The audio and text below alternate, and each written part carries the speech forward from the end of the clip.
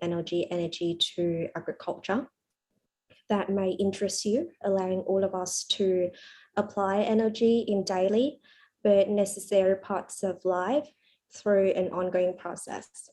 And I understand that NLG has assisted many of us, covering a vast number of aspects in our life.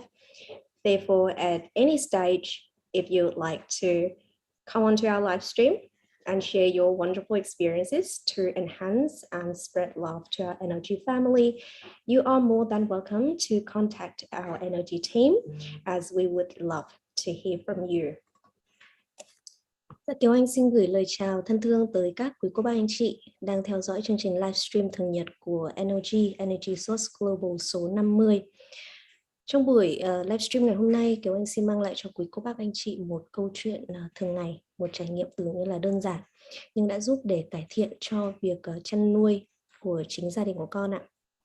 Và từ đây thì Kiều Anh cũng mong muốn là chia sẻ một số các trải nghiệm cá nhân trong làm nông nghiệp mà quý cô bác anh chị có thể quan tâm, tham khảo, cũng như là những chia sẻ này có thể sẽ giúp chúng ta có thêm những kinh nghiệm trong việc áp dụng các công thức NLG vào trong chính cuộc sống đời thường. Và Kiều Anh hiểu rằng khi áp dụng công thức cũng như là khi truyền năng lượng NLG thì quý cô bác anh chị cũng có được những lợi lạc trong rất nhiều các khía cạnh của cuộc sống. Vì vậy nếu như các quý cô bác anh chị có mong muốn lên livestream để làm khách mời và chia sẻ với đại gia đình NLG của chúng ta lan tỏa yêu thương thì hoàn toàn có thể liên hệ với ban tổ chức ạ. Okay, so this is a story about spreading love to beings around us. More generally, it's about agriculture, and more specifically, it's about raising farm animals. Now, my family recently has a litter of piglets, consisting of 17 piglets, which I believe is quite a lot compared to the average litter. Before, when we haven't known about NLG, we only use traditional techniques, so very simple things for pig farming. But after we got to know about NLG and have been implementing it into different aspects of our lives, we thought we'd like to see how broad NLG can be applied. And so we decided to transmit energy to the sow during its pregnancy and also on the day that it gave birth. Dạ, câu chuyện này thì là một câu chuyện về lan tỏa tình yêu thương tới sự sống xung quanh chúng ta và là một câu chuyện về chăn nuôi. Thì mới đây thì gia đình của con có một đàn heo mới đẻ và một lứa vừa rồi như vậy là được 17 con heo con. Với cái số lượng như thế thì cũng khá là nhiều so với mức trung bình. Thì trước đó khi mà chưa biết tới NLG thì nhà con chỉ chăm sóc theo phương pháp truyền thống của nhà thôi. Nhưng mà khi đã biết tới NLG rồi thì gia đình cũng muốn áp dụng thêm vào các công việc trong cuộc sống hàng ngày. Vì vậy nên trong khi mà con heo nái bắt đầu bầu thì là gia đình con có truyền năng lượng cho nó rồi, và đến khi mà cái ngày đẻ thì cũng có người qua để hỗ trợ cũng như là truyền năng lượng trong suốt cái quá trình mà nó đẻ con. And so previously, now the first two litters from the same sow both has 13 piglets per litter. But of course, there's always runt. I think that's what they call it, and I hope that I pronounce it correctly. So those are the smaller and weaker piglets within a litter. So you always have that, or mostly you would have that in a litter. So we often would lose about 1 or 2 piglets each time. However, this time we have 17 piglets, everyone, and all seem to do better than the previous litter. And with the last 2 pregnancy, it took the sow more than, I think, 3 hours to deliver all the piglets. And that was only 13 per litter, even though, yeah, so that was not as many as this time. But this time around, we transmitted energy to the sow, and it only took it about an hour before everything is done, and with very few hassles along the way. So it's the same sow, so that's the same pig. Previously, the day after delivering all those beautiful piglets, it wouldn't eat very much the next day because it's, you know, physically drained. But this time with 17 piglets to deliver, the sow seems fine. And she was able to get up and eat the next day, as well as she recovers quite rapidly. So that's the same pig, same raising techniques, same food, nothing different. The only thing that was added was energy transmission. And yet the difference was so obvious for us to see, especially for the caretaker. Sang ngày trước thì vẫn là cái đàn heo, cái con heo nái này, thế nhưng mà hai cái lứa đầu trước khi mà gia đình con biết tới NLG thì mỗi lứa là đẻ được khoảng 13 con thôi. Nhưng mà thường thì quý cô bác anh chị nào mà nhà có nuôi heo á, thì biết là trong đàn đôi khi sẽ có những cái con heo mới đẻ mà nó bị yếu, nó bị nhỏ hơn, và những cái con heo đó thì có lúc thì cũng cứu được, nhưng mà thường là nó không qua khỏi. Vì vậy là số lượng đẻ ra ví dụ là có từng này, nhưng mà không có nghĩa là từng đó con nó có thể lớn lên khỏe mạnh để có thể xuất chuồng được. Có nghĩa là tỷ lệ sống nó không phải lúc nào cũng là 100% cho cả đàn. Thì lần vừa rồi khi mà nhà con đỡ được 17 chú heo con thì rất là may mắn khi mà khi xong hết những việc đó thì heo mẹ và heo con thì đều khá là ổn. Và thường những lứa trước thì heo nái, vẫn là cái con heo nái đó, thì nó cần tới hơn 3 tiếng đồng hồ để đẻ hết một lứa, mặc dù là cái số lượng heo con thì ít hơn. Nhưng mà lần này khi gia đình con qua tận nơi để truyền cho nó trực tiếp trong khi mà nó bầu, cũng như là trong khi nó đẻ, thì chỉ có hơn 1 tiếng đồng hồ thôi thì đã đẻ hết rồi. Mặc dù là một lứa 17 con, nhiều con hơn, nhưng mà đẻ nhanh hơn. Và lần này thì mọi thứ rất là gọn gàng và xong xuôi hết. Thì gia đình con thì thực sự là đây là lần đầu tiên mà đi trực heo đẻ mà lại nhanh chóng mà lại không tốn sức như thế này. Một điều đặc biệt nữa là vẫn là cái con heo nái này đó, nhưng mà những cái lần trước khi mà nó đẻ thì ngày hôm sau là nó sẽ bị đuối sức và nó hầu như là nó không ăn được mấy. Tuy nhiên lần này thì sau khi đẻ thì ngày hôm sau nó dậy và nó ăn uống bình thường, và cái sức khỏe của nó hồi phục rất là nhanh. Và vì thế nên là nó cũng có sữa để cho những cái con heo con nó bú. Thì vẫn là con heo đó, vẫn là cái cách chăm sóc như vậy, đồ ăn vẫn như vậy, không khác gì cả, chỉ có khác là lần này truyền năng lượng energy mà thôi. Thì cái đó là một cái sự khác biệt nhìn thấy rất là rõ, nhất là đối với người chăn nuôi. And so now on to the little piglets. Because we know about NLG, we also transmit energy to the entire barn. And in combination with raising the pigs according to traditional techniques that we've always used. However, when the sow delivered the piglets, that's, I remember it roughly Lunar New Year, which is a big holiday for us over here. And so we were busy, excuse me, and we probably didn't take care of them as well as we would like to. And so we were later made aware that there were 17 piglets, but the sows only, the sow can only feed 14 of them. So we were left with 3 runt. And because they can't really compete with the bigger and stronger pairs when it comes to feeding time, so they gradually becomes even smaller. Dạ giờ thì tới câu chuyện của mấy bạn heo con là khi mà đã có energy rồi thì gia đình con tiếp tục truyền năng lượng cho cả đàn heo, cộng với việc là chăm sóc như bình thường. Tuy nhiên thì khi mà đợt heo nái đẻ thì nó cận Tết, và bởi vì như vậy thế nên là cái người chăm sóc thực ra là cũng không để ý lắm. Thì mặc dù là đẻ được 17 con nhưng mà heo nái thì chỉ có 14 núm vú thôi. Thế nên là có 3 con heo con thì bị gầy hơn so với đàn. Và mặc định là khi mà nhỏ hơn như vậy thì không thể chen được vào để bú, và càng ngày thì nó càng gầy yếu, và nó dẫn đến là tình trạng là cái kích thước của nó nhỏ hơn với những cái con heo khác, cũng như là càng ngày như thế thì nó sẽ càng rất là khó giữ. So now when we realized this, the piglets was already 3 days old. And there are 3 runs. So 2 of them were doing a tiny bit better. But then there's this one really tiny, weak run, and it can't even walk properly. So I came to the barn, right, to see them for the first time. And it was quite concerning, really, given how small that runt was. And because it always left out during feeding time, it just couldn't walk. And it has to sort of drag its hind legs instead of walking. And also it has a wound on its leg for some reason. And it has an issue with the tails as well. So it was really, really difficult for that little piglet.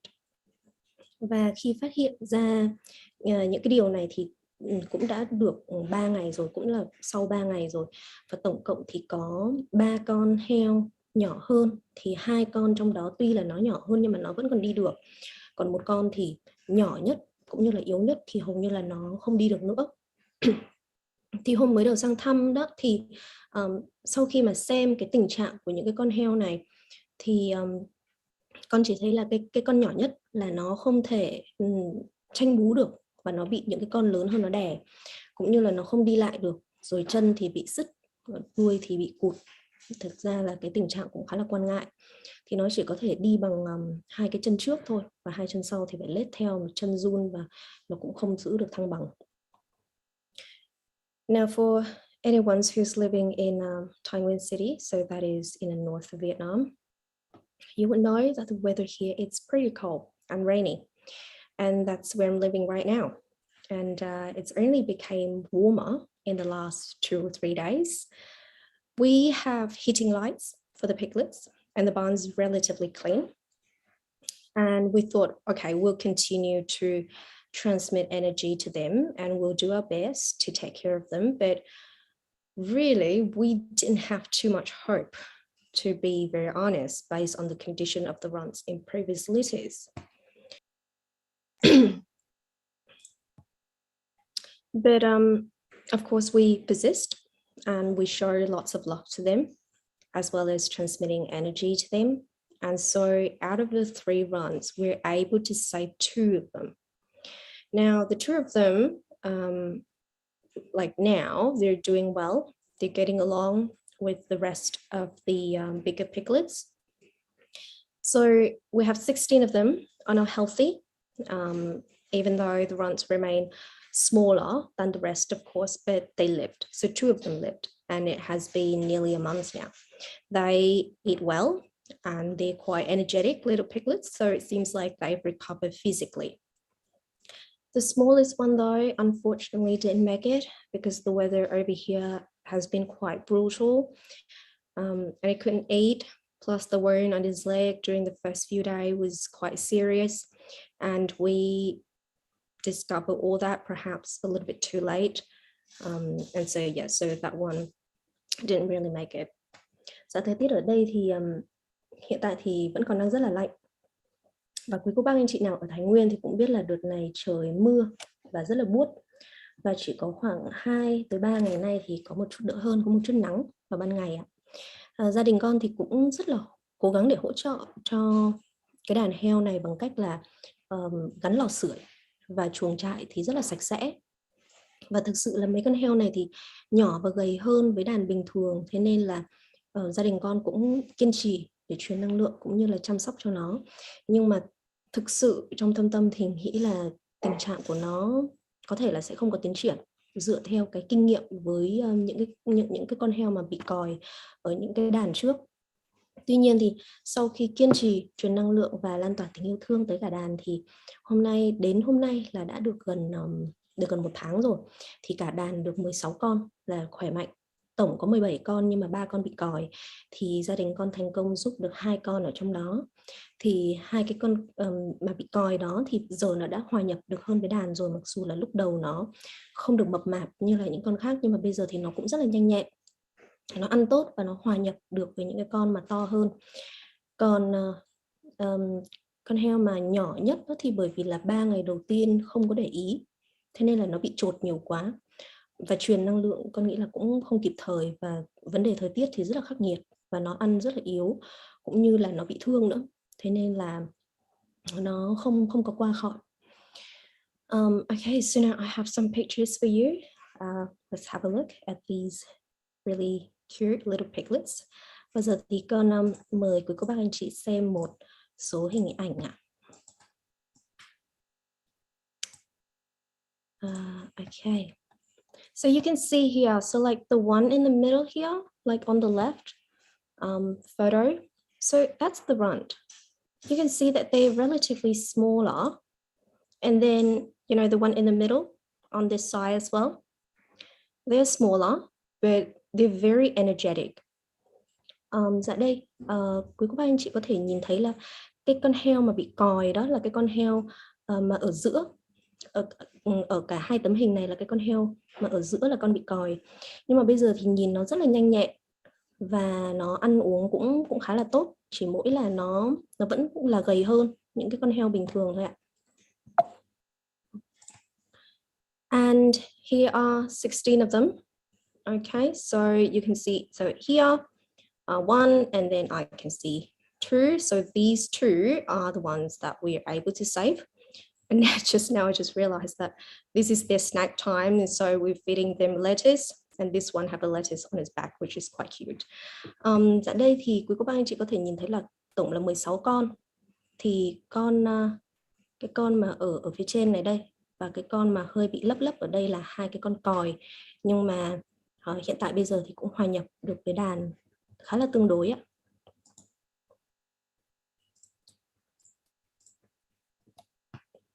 Okay,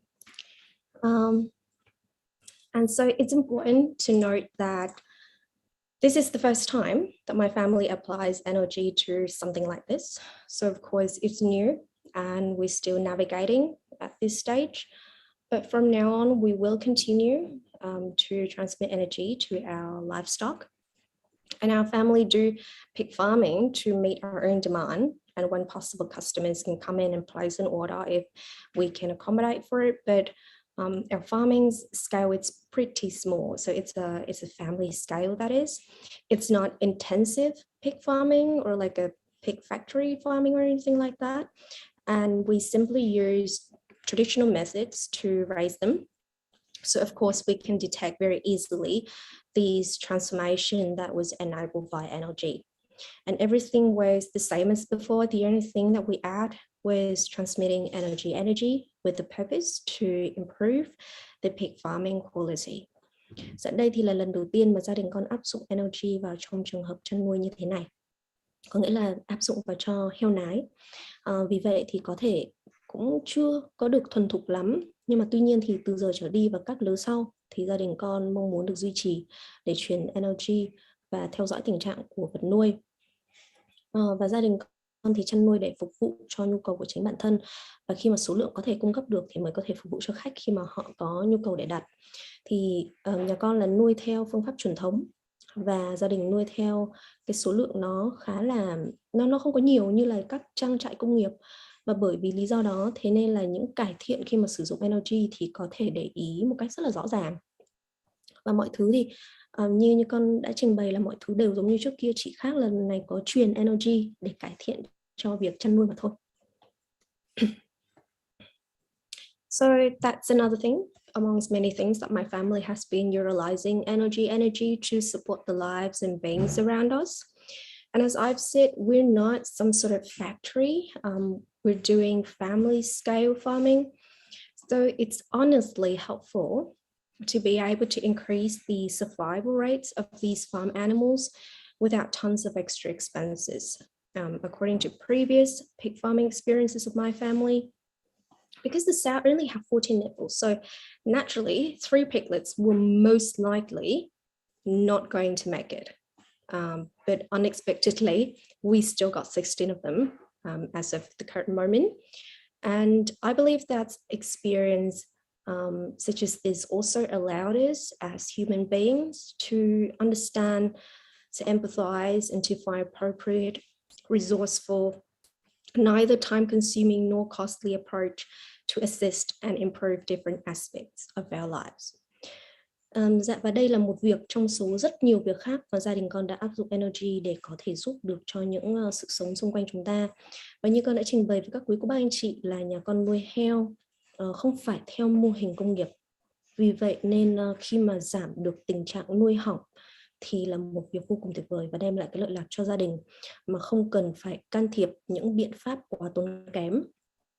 Thì theo kinh nghiệm nuôi tự nhiên của nhà thì bởi vì là heo nái chỉ có 14 vú thôi, thế nên là thường khi mà trong những cái trường hợp như thế này lại đẻ 17 con thì sẽ loại ra 3 con, bởi vì nó sẽ không bú được và sẽ không chăm được, nó sẽ bị còi. Nhưng mà đến hiện tại thì vẫn còn được 16 con, và đồng thời là những cái trải nghiệm như thế này thì con nghĩ là cũng giúp được cho chúng ta là con người, là nhân loại thì có thể hiểu được và có cái biện pháp phù hợp, không hề tốn kém để có thể hỗ trợ và cải thiện được cuộc sống hàng ngày của chúng ta. So that's another agricultural story from my family, and it may seem simple, perhaps ordinary, but I think it's really relevant to our daily life, particularly for farmers out there. And I hope that this story provides you with some useful ideas and information. As I've mentioned at the start of today's session, we'd love to have you and to come on our live stream to share really effective and real life experiences using NLG. And so if you have any experiences using NLG at all, don't hesitate to reach out to us, as we would love to hear from you. Dạ, và đó là câu chuyện nông nghiệp, mặc dù là giản dị nhưng mà con nghĩ là rất là thực tế với những gia đình làm nông, làm chăn nuôi. Và Kiều Anh mong muốn rằng là những chia sẻ này sẽ giúp được cho các quý cô bác anh chị phần nào, và cũng như con đã trình bày ở đầu chương trình là quý cô bác anh chị khi mà mong muốn được lên livestream để chia sẻ về những câu chuyện và trải nghiệm của chính mình, cũng như là những cái lợi lạc có được từ NLG, thì quý cô bác anh chị hoàn toàn có thể liên hệ với ban tổ chức ạ. Alrighty, so it's nearly time for us to receive energy from Mr. Lee. So now I would quickly play the disclaimer video.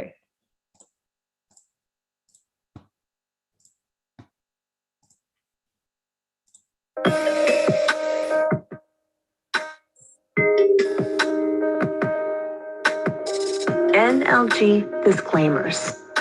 Currently, with the evidence-based benefits from the NLG method demonstrated by thousands of cases where patients' health have improved and healed after implementing the stem cell stimulation formula, NLG would like to send the following message to the global community.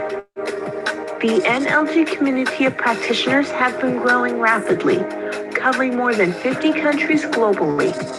The NLG method has been taught in English, Vietnamese, French, Spanish, and in the near future, it will be taught in many more languages. NLG is a method guided by knowledge from the universe that teaches students to raise their moral qualities and practice the 5 forms of love to improve their intelligence, understanding, moral qualities, and advance all professions to bring benefits to life. NLG does not practice any religion or political institution of any country. NLG is a legal nonprofit organization in the United States with tax code 81-421-5025. NLG encourages its practitioners to show their love for their country and to the global community through their social and community responsibilities. NLG is accompanying the world to resolve the global pandemic situation, supporting government solutions, and encouraging its practitioners to conform to the health and pandemic protocols announced by the Ministry of Health of every country. With many achievements shown by NLG, we invite all scientific councils around the world to review, research, and evaluate NLG's effectiveness. NLG is not a religion, neither is it a meeting ground for spiritual and ritual activities. NLG does not suggest, advise its practitioners to give up or join any religion. NLG will increase the wisdom of humankind to create more jobs that leads to poverty eradication, happiness, and prosperity. The content and teaching of NLG is for spiritual educational purpose only and does not substitute professional medical advice or consultations with healthcare.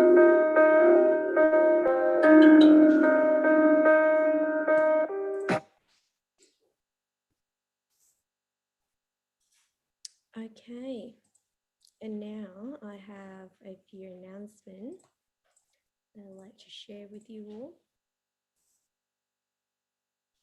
Okay, so first of all, don't forget about our level 1 sessions in English and Vietnamese, which starts today, the 26th and 27th of February. So the level 1 English will start at 8 a.m. PST, and then the level 1 in Vietnamese will start at 10:15 p.m. Vietnam time.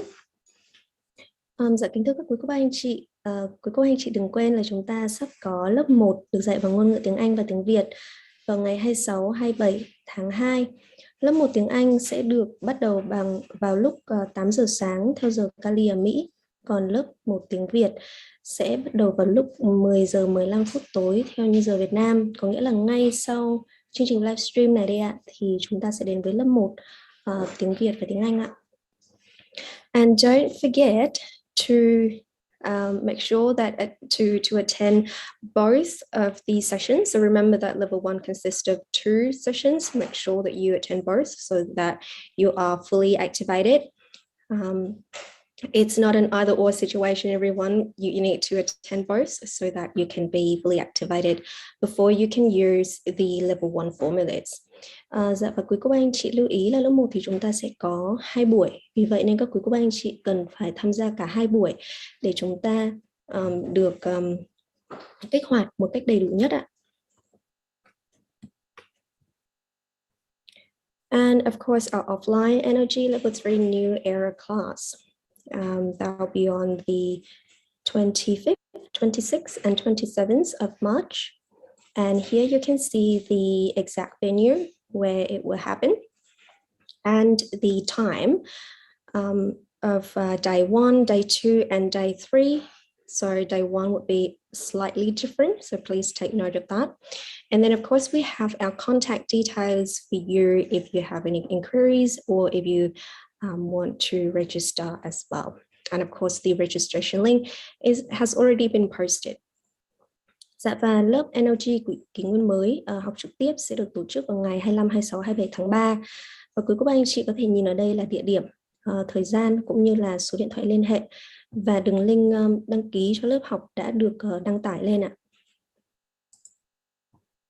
Okay, so now let's have a look at our how to receive energy from the stele. Welcome, ladies and gentlemen, to our NLG live stream. Mr. Lee would like to send the NLG energy to the beloved audience. When he says start, please look into the middle of his forehead and imagine you are receiving NLG into your forehead. Then just relax and let this loving energy absorb to your body for 5 minutes and 30 seconds until Mr. Lee says done. Trong sự kiện hợp nhất tình thương kiến tạo hạnh phúc của NLG chống đồng Việt Nam, mời quý cô bác anh chị cùng đón nhận những năng lượng an lành từ chú Phúc. Khi chú Phúc nói bắt đầu, quý cô bác anh chị nhìn vào trán của chú Phúc, hình dung những năng lượng từ trán của chú vào trán của quý cô bác anh chị và để năng lượng tự lan tỏa cho đến khi chú Phúc thông báo hết giờ. Okay. Dạ ba ơi, con mời ba ạ.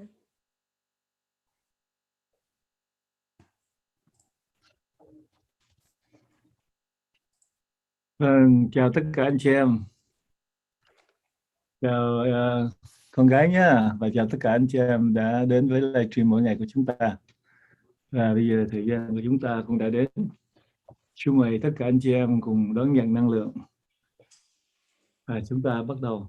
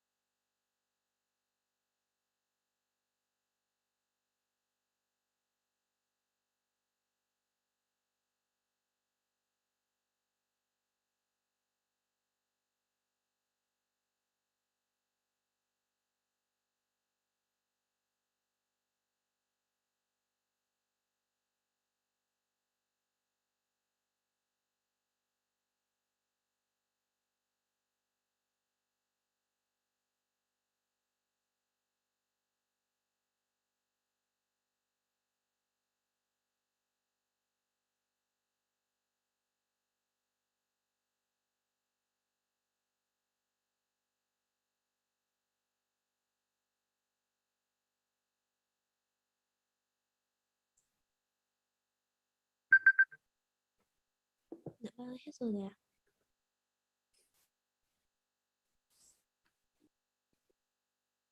Đây, bây giờ chắc chắn là Thị Trang sẽ vào chương trình để dẫn cái chương trình lớp 1 phải không ạ? Phải không Thị Trang? Dạ 10 giờ 15 con sẽ lên chương trình ạ. 10 giờ 15 hả? Dạ. Còn bao nhiêu lâu nữa? Dạ khoảng 10 phút nữa. 10 phút nữa hả? Dạ. Ok. Rồi, chứ không phải là ngay bây giờ. Dạ mình kết thúc này xong là lên chương trình đó, là con lên luôn đó. Là đổi Rồi, cái giờ, hôm nay là chú không trả lời câu hỏi cho anh chị em ở khắp toàn cầu vì chú có lớp 1 sẽ đến trong mấy phút nữa.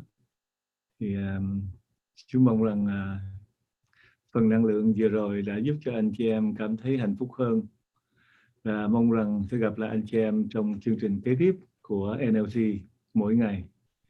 Và chào Isabella, con gái, chào tất cả anh chị em trong đội phụng sự, và chào tất cả anh chị em trên toàn cầu. Chú sẽ trở lại trong mấy phút nữa của lớp 1 KIliwoN mới. Hey everyone, sorry today Mr. Lee won't answer any question because level 1 in Vietnamese will start very soon just after this live stream. And so he hopes that you enjoy the energy transmission that you just got today. And we hope you also enjoy the story from today's live stream, and we will see you in our next live stream together. Thank you everyone. Bye bye. Rồi, những anh chị em nào học lớp 1 thì chắc chắn sẽ ở lại cái màn hình này phải không? Phải không Tư Trang? dạ mình sẽ tắt xong rồi mình có cái đường dẫn mới ạ. Ok. Dạ, Vậy thì xin chào tất cả anh chị em trên toàn thế giới nhé. Chào con gái, là chào tất cả các bạn. Gặp lại trong chương trình kế tiếp. Bye bye.